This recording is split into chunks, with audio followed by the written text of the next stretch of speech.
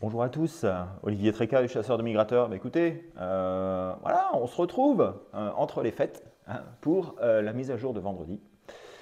Le vendredi 29 décembre. On est à 2 jours du réveillon de la Saint-Sylvestre et j'espère que vous avez tout préparé.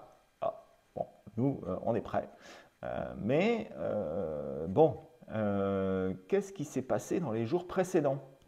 Eh bien, on a eu un coup. Alors, je l'avais anticipé la semaine précédente, mais je ne l'avais pas remis sur cette semaine-ci. Bah voilà, on a eu un coup mardi avec du gibier quasiment partout sur la France. Voilà, du sud-ouest au nord, toute la côte euh, ouest atlantique, enfin, des Landes jusque Dunkerque, a eu du gibier qui est arrivé. Les seuls qui n'en ont pas eu, bah, c'est plutôt du côté de l'Est, la Meuse, etc., où bah, il n'y a pas eu grand-chose. Donc ça montre bien qu'on est en présence d'oiseaux qui partent des réserves du sud, qui partent peut-être probablement peut-être des réserves du sud-ouest de la France et qui arrivent sur la France. Et puis aussi des oiseaux qui partent peut-être des réserves d'Espagne et qui remontent. Peut-être qu'il n'y a pas beaucoup d'eau. Donc ils se déplacent de réserve en réserve pour essayer de trouver des conditions qui sont parfaites pour leur hivernage. Il s'est même tué des rieuses, donc quelque part, voilà, ça bouge aussi de la Belgique vers la France, ça bouge de l'Espagne probablement vers la France, ça bouge de la France vers la France, ça bouge peut-être un petit peu de UK vers la France aussi. Voilà, on est dans un maelstrom complet d'oiseaux qui cherchent des bonnes conditions, qui ont épuisé leurs conditions d'hivernage et qui cherchent d'autres endroits. Voilà, c'est évident que quand on a des concentrations d'oiseaux, au bout d'un moment, il n'y a plus de nourriture. Et donc, bah, il faut qu'ils cherchent ailleurs. D'autre part, il peut y avoir des oiseaux, j'allais dire célibataires, single, qui vont chercher un partenaire. Donc ils n'en ont pas dans leur groupe bah, ils s'envolent et ils vont chercher un endroit où ils peuvent trouver un partenaire. Voilà. Donc il y a tout ça qui rentre en ligne de compte. Et puis surtout, mardi c'était la pleine lune. Et on sait que la pleine lune, ça a toujours un rôle considérable dans le déplacement des oiseaux en décembre et en janvier. Voilà, ils sont tout excités par l'astre lunaire et ils bougent. Bon, voilà.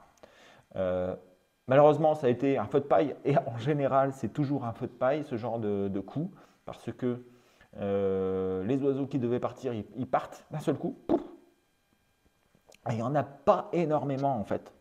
Ils partent. Tous les autres, bah, ils restent là où ils sont parce qu'ils sont bien.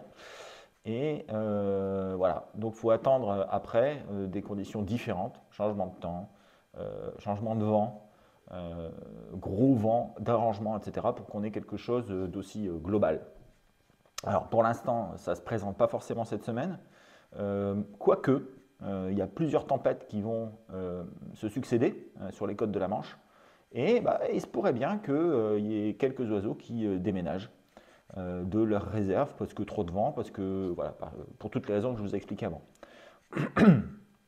À plus longue échéance, il semblerait que le week-end prochain, alors pas ce week-end-ci, le week-end d'après, on ait une mini vague de froid qui arrive. Alors certains modèles sont tout à fait optimistes, d'autres ne voient pas du tout. Mais si vous voulez, on constate qu'on a quand même cette semaine des hautes pressions qui s'installent sur la Russie et la Scandinavie. Alors on a un défilé de dépression de l'autre côté, mais quand ce défilé de dépression et une dépression va partir à l'intérieur du continent, ce qui va se passer en milieu de semaine prochaine, eh bien ça peut créer par un phénomène, entre guillemets, moi j'aime bien le phénomène d'aspiration, une augmentation des pressions sur la mer du Nord. Et de ce fait-là, il se peut qu'on ait du froid qui arrive rapidement. surtout s'il peut y avoir un petit peu de neige qui s'installe. Alors, bon, pour l'instant, ça ne va pas être formidable, on ne sait pas vraiment ce qui va se passer. On en saura probablement plus début de semaine prochaine, quoique ce sera encore loin. Mais j'ai l'impression quand même que la conjonction des facteurs fait qu'on pourrait avoir un petit coup de froid en fin de première décade de janvier. Alors c'est toujours intéressant, il va falloir quand même qu'il fasse frais, mais on va avoir toujours cet échange en janvier et en février, d'oiseaux qui peuvent descendre et d'oiseaux qui peuvent monter, qui peuvent aller dans tous les sens. C'est le chassé-croisé de janvier, comme je l'appelle. Voilà, écoutez, je laisse la parole à Thierry. N'oubliez pas MigTracker, si vous allez à la chasse, il faut remplir MigTracker, c'est vachement important. On a dépassé les 70 000 nuits, la première nuit en 1928, vous voyez, donc, et des autres nuits beaucoup plus récentes évidemment. Mais en ce moment, voilà, il faut y aller. Il faut y aller, c'est les vacances. Il y a beaucoup de gens qui vont à la hutte, mais il n'y a pas beaucoup de gens qui remplissent MigTracker. Donc n'oubliez pas ça, même si vous faites capot, surtout si vous faites capot, eh bien renseignez la nuit, ça prend 10 secondes. Et je vous rappelle comment est-ce qu'il faut faire. Vous allez sur le site lechasseurdemigrateur.com, vous tapez sur les 3 petites barres sur votre téléphone, les 3 petites barres en haut à droite là, et puis vous allez voir MigTracker, vous cliquez dessus, vous remplissez le formulaire, fini. Voilà, c'est complètement confidentiel. Et vous recevrez, si vous avez mis la bonne adresse email, si vous n'êtes pas trompé dans votre adresse mail, vous recevrez par mail 2 récapitulatifs quotidiens par rapport à la date à laquelle vous avez renseigné MigTracker, avec l'ensemble des résultats à l'échelle nationale, zone par zone. Voilà.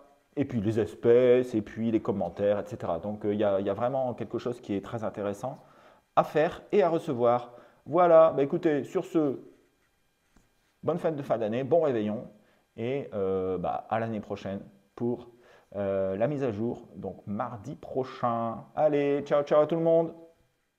Bonjour à tous pour nos nouvelles prévisions du 29 décembre. Donc là, c'est les dernières de l'année, c'est celle du réveillon.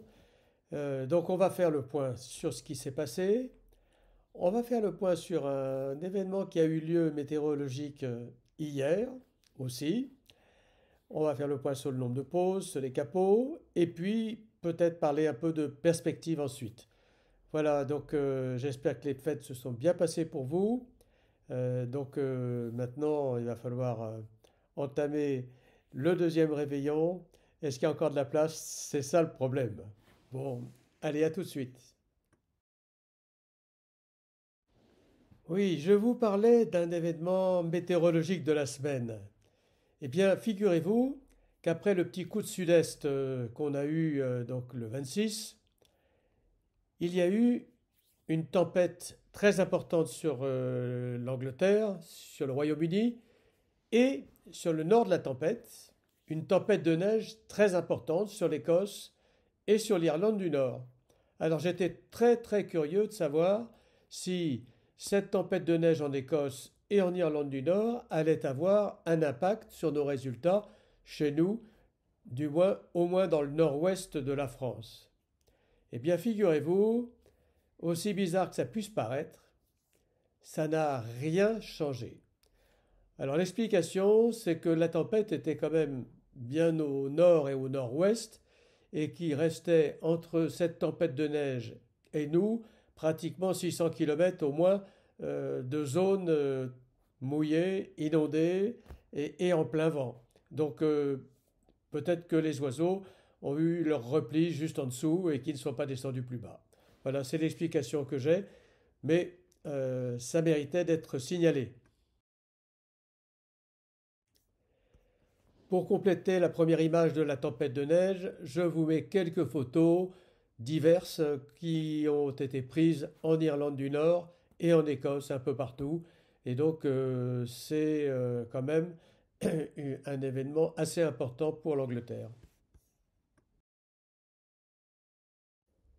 Regardons maintenant ce qui s'est passé chez nous à la hutte, au gabion ou à la tonne. Alors, on avait prévu qu'il y aurait un pic mardi et le pic a eu lieu exactement comme on l'avait prévu. On savait que ça ne durerait pas longtemps. Parfois, la migration a duré que quelques heures, 4-5 heures. Et donc, ça correspond, d'après moi, à la dorsale qui est passée, le vent qui s'est calmé, et puis le petit coup de sud-est quand même sur la mer du Nord, qui a probablement fait du bien. Mais si on regarde bien les choses, il y a eu aussi de très beaux résultats dans le sud-ouest. Alors, cette petite dorsale, elle a eu un impact de bougeotte un peu partout en France. C'est alimentaire, c'est juste la saison. On sait que aussi à cette époque, les oiseaux recherchent des partenaires et donc c'est assez classique qu'ils cherchent à bouger dès qu'ils peuvent. Voilà, donc c'était mardi soir qu'on pouvait faire sa nuit. Pour le nombre de capots, donc c'est exactement inversement proportionnel. Il fallait y aller mardi parce que mardi, on n'a eu que 28% de capots en France. Et bon, c'était le meilleur jour de la semaine. Alors, malheureusement, les pronostics de la semaine ne sont pas bien fameux. On va rester moyenne en dessous de moyenne. Je laisse des chiffres un poil hauts par rapport à ce que ça devrait à cause de la Lune, mais franchement, les conditions météo ne sont pas très favorables. Alors vendredi, c'est vent d'ouest partout sur le nord de la France. Le temps est un peu plus calme sur le sud, ce qui peut favoriser un peu plus la bougeotte. Et donc c'est peut-être le sud qui sera un peu avantagé par rapport au nord. Samedi, on a malheureusement l'arrivée d'une perturbation assez importante avec une dépression assez creuse encore sur l'Irlande à 970 ou 965. Et donc ça va nous générer déjà un beau jet de pluie pour samedi soir. Et puis la suite va pas être bien bonne avec le vent qui va se lever. Pour dimanche, on est au régime tempête, des vents de 100 à l'heure, 110 sur la Manche. On a des grains, beaucoup de grains, et puis la zone de pluie qui traverse la France. Tout ça n'est pas très favorable à de la migration. Même le sud va finir par être affecté, et donc la note est très très faible à 1,1. À noter quand même un événement, c'est que sur le nord de la Scandinavie, eh bien, on a un anticyclone. Il est pratiquement centré sur tout le nord de la Suède ou la Finlande. Il est trop loin pour avoir un impact important chez nous. Trop loin, néanmoins, je vais en tenir compte pour demain. Sur l'Angleterre et sur le nord de la France, on a toujours cette dépression. Elle est à 975. On a du vent chez nous, on a des grains, un temps instable. La seule chose qui me fait monter un peu la note, c'est qu'on a quand même un anticyclone à 1030 sur la Finlande et des vents d'est-sud-est sur toute la Baltique. Ça peut faire bouger quelques oiseaux et je m'en méfie, c'est pour ça que je vous mets une note à 1,9. Ça peut tout à fait être beaucoup moins, mais je la mets à un 9 à cause de ça. Pour mardi, c'est la même situation. La dépression reste centrée sur l'Écosse. Elle est assez creuse. On a des vents d'ouest, ouest à nord-ouest sur l'Irlande, ouest chez nous. Il n'y a pas grand-chose à espérer en dehors de cet anticyclone qui est centré sur la Finlande et qui dirige un courant de sud-est sur la Baltique et qui peut faire bouger quelques oiseaux quand même. Voilà. Mais bon, il n'y a pas grand-chose à espérer cette semaine. Il faut malheureusement encore attendre. Alors voyons maintenant quelles sont les perspectives pour le mois de janvier. On nous annonce l'arrivée probable d'air froid. Je parle d'arrivée probable d'air froid et pas de vague de froid parce que à ce jour, on n'est pas capable de dire si ça sera une vague de froid ou juste une descente d'air froid. La probabilité aujourd'hui d'avoir un froid intense n'est que de 20% environ. Hein, quand on parle de froid intense, c'est du froid en dessous de -8 sur les zones de départ. Et la probabilité d'un froid modéré est beaucoup plus importante à -4. Ça, c'est la situation à aujourd'hui. Selon les jours, l'anticyclone pourrait être bien placé ou mal placé. C'est vraiment selon les modèles et selon les jours. C'est à suivre. On sait que les modèles, ils ne sont valables qu'à 3 jours. Au-delà de 3 jours, la probabilité descend en dessous de 60% et donc l'exactitude des prévisions laisse à désirer. Voilà la situation. Donc, on s'attend à l'arrivée probable d'air froid. Les modèles mathématiques le disent, tous le disent. Donc, normalement, on devrait avoir cette situation-là dans la suite du mois de janvier. Alors, il me reste à vous souhaiter un bon réveillon, passez de bonnes fêtes avant, je dirais, de commencer une nouvelle année qui, j'espère, sera forcément excellente. Bon, suite à Thierry, voici mes prévisions pour le week-end et pour la semaine prochaine. Alors, globalement, la situation est la suivante. On a des hautes pressions sur le sud de l'Europe et la Méditerranée. Et au nord, on a une succession de dépressions. Donc pour cette nuit, on va avoir une grosse dépression assez creuse au large de l'Irlande, une autre entre l'Écosse et la Norvège, et enfin une sur la Sibérie. C'est globalement donc un flux d'ouest qui va dicter le temps. Les hautes pressions, on voit qu'on en a sur l'Espagne, hein, et on reste finalement sur le même schéma que depuis le début de la semaine, avec probablement encore des oiseaux qui peuvent sauter de réserve en réserve vers le nord ou vers l'est ou vers l'ouest, en particulier du souchet, du pilet et de la sarcelle, peut-être un petit peu de siffleur, sachant qu'on a eu aussi une tempête de neige sur l'Écosse et sur l'Irlande aussi, hein, ce qui fait qu'on a peut-être des oiseaux qui vont se balader, mais ça, ce sera probablement pour la nuit suivante de samedi. Voilà. Donc, si vous voulez, encore un petit peu d'oiseaux sur la partie ouest de la France, très peu sur la partie est, où on va avoir un temps relativement calme sur le sud-est. Hein, on voit qu'on a un anticyclone de 1020 centré sur Marseille, ou plutôt Toulon. Voilà. Donc, rien de particulier pour vendredi à samedi. Samedi à dimanche, eh bien, vous voyez, on a les dépressions qui se creusent sur les îles britanniques et une autre qui est sur Moscou. Alors, ça va donner de la neige sur Moscou, mais ça va donner de la pluie sur l'Irlande, l'ensemble de l'Angleterre, le Pays de Galles et l'Écosse. Alors, probablement de la neige sur les sommets écossais, mais pas plus. Chez nous, vent de sud, voire sud-est, peut-être un petit peu en début de nuit, avec la Lune, évidemment, hein, qui est toujours là.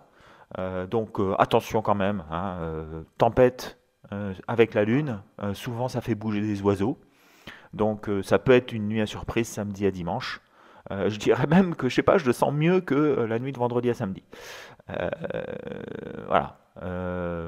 Donc attention, 1,5 plus, hein, donc ça peut très bien être nul, 0,5, comme être une nuit à 3 pauses.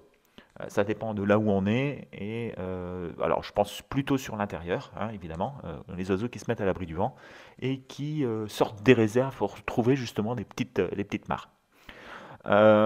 Dimanche à lundi, là aussi c'est pareil, coup de vent sur la Manche, de la pluie un petit peu partout. On va avoir un réveillon de la Saint-Sylvestre qui sera venteux, mais attention, c'est toujours pareil, c'est ce que je redis toujours, la Lune, le coup de vent, le réveillon, les feux d'artifice, etc., etc., ça peut provoquer des déplacements d'oiseaux qui sont dérangés, etc.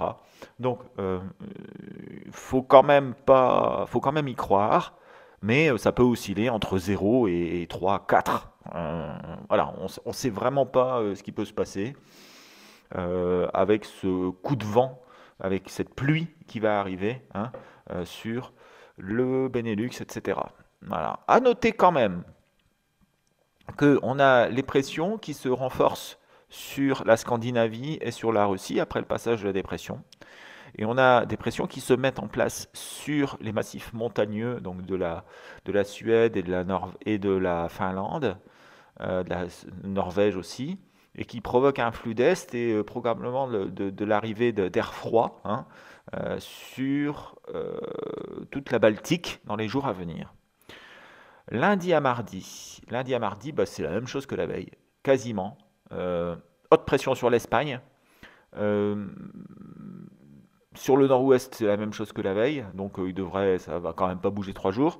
0,5. Par contre, les conditions sont plutôt favorables pour de l'arrivée d'oiseaux en partance du sud de l'Espagne, qui pourraient arriver sur le sud-est du pays, donc des sarcelles, sur toute la côte méditerranéenne de la France. Mardi à mercredi, bah, c'est là pareil que la veille, sauf que c'est encore pire. C'est-à-dire qu'on a une grosse tempête sur le Benelux. Ça peut faire encore voler, avec des fortes rafales de vent sur la Belgique, sur fortes rafales de vent d'Est aussi, sur les Pays-Bas. Je pense que ça peut être très intéressant mardi à mercredi. Attention, il ne va pas y avoir un mouvement extraordinaire, mais ça pourrait qu'il y ait quelque chose en particulier sur les côtes, mais aussi sur l'intérieur, avec des oiseaux qui vont être ballottés par le vent. Donc un plus sur le nord-ouest, avec entre 1 et 3, j'allais dire, même plus. Par endroit, avec des siffleurs probablement qui vont être ballottés et des rieuses aussi qui peuvent être ballottées aussi. Et puis sur le sud-est, toujours pareil, on a un anticyclone qui est centré sur l'Espagne et donc des oiseaux qui peuvent remonter par la côte, non pas andalouse, mais le long de la côte de Barcelone, etc. Voilà. Mercredi à jeudi, bah, on a toujours ces conditions anticycloniques qui sont sur la Russie. On voit ça depuis un certain temps. Mais la nouveauté, c'est qu'on a une dépression qui rentre à l'intérieur, qui va se positionner sur l'Ukraine. Alors ça va donner probablement de la neige là-bas, mais aussi de la neige sur le Danemark, probablement. Peut-être un petit peu sur la Pologne. En tout cas, beaucoup sur les Balkans et sur les massifs, le massif alpin. Euh, En revanche, on n'a pas encore de descente d'air froid arctique, mais ça va pas. On a de l'air froid très sec qui va se mettre en place sur la suite. Et alors, c'est très loin, mais ce qui va se passer, c'est que ces pressions, elles pourraient très bien euh, gagner du terrain vers l'ouest et les modèles montrent, certains modèles, en particulier GFS, euh, une mini vague de froid le week-end suivant. Donc ça va être le week à partir du 8, 8, 9, 10, 11, un truc comme ça. Là, ça pourrait peut-être être intéressant avec des températures qui pourraient descendre sur l'Europe centrale autour des moins 10. Alors, il n'y aura pas moins 10 sur les Pays-Bas, c'est pas prévu. C'est très loin. Tout va dépendre du classement des dépressions, etc. Donc, c'est très aléatoire. Mais ça se confirme. Ça fait plusieurs jours qu'on le voit et j'ai l'impression que ça se confirme. Alors, on ne sait pas exactement quelle date. Est-ce que ça va commencer le samedi? Est-ce que ça va commencer le dimanche? Pour l'instant, on ne sait pas vraiment. Mais j'ai l'impression quand même que la situation se met bien en place pour qu'on ait un coup de froid. Donc, le week-end, non pas ce week-end-ci, mais le week-end prochain. Voilà, bah écoutez, du coup, j'en ai terminé. Et donc, je vais vous souhaiter un bon réveillon, des bonnes fêtes de fin d'année. Hein, buvez pas de trop. Euh, avec modération, comme on dit. Si vous passez à la nuit à la hutte, bah, écoutez, vous aurez un gros coup de vent. Ça va être dimanche à lundi. Gros coup de vent sur la Manche. Enfin, coup de vent sur la Manche. Ailleurs, vent d'ouest et pluie, etc. Mais on ne sait jamais. Ça pourrait être intéressant. Je dirais que il faut y aller. C'est toujours, ma plus belle nuit, ça a été un jour de réveillon. Voilà. Donc, il n'y a pas de raison. Après, donc, je dirais que le mieux, ce serait peut-être cette nuit-ci, là, ici, là, peut-être mardi à mercredi et mercredi à jeudi, quand le temps va définitivement être influencé par les hautes pressions centrées sur la Scandinavie et la Russie. Voilà. En attendant, je me répète, mais je vous souhaite un bon réveillon. Profitez bien. Et puis on se retrouve l'année prochaine pour les prévisions du chasseur de migrateurs. Allez, ciao ciao.